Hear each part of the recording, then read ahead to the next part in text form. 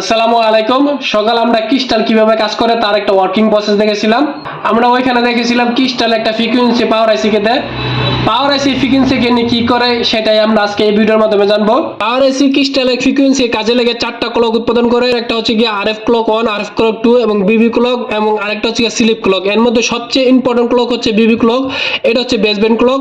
বিবি clock generate না হলে আপনার সেট ডেড কন্ডিশনে থাকবে। এই বেসব্যান্ড ক্লক উৎপাদনের আগে সিপিইউ একটা সিগন্যাল দেয় পাওয়ার আইসি কে। পাওয়ার আইসি সিগন্যাল পাওয়ার পরে বিবি ক্লক জেনারেট করে সিপিইউ কে দেয়। এই যে দেখেন বিবি ক্লক, এটাই সিপিইউ তে এসে এটার নাম হয়ে গেছে C100।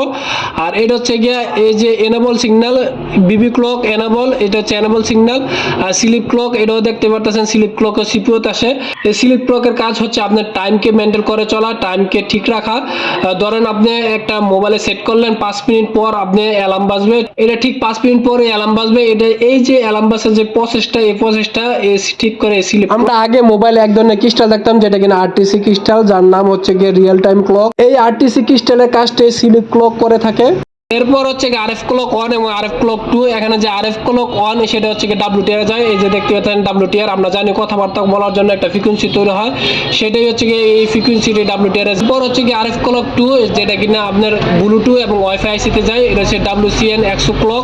সেই সংক্ষিপ্ত বিষয় আপনারা বুঝতে পেরেছেন। ভিডিওটা ভালো লাগলে অবশ্যই লাইক এন্ড ফলো দিয়ে আমাদের সাথে থাকবেন।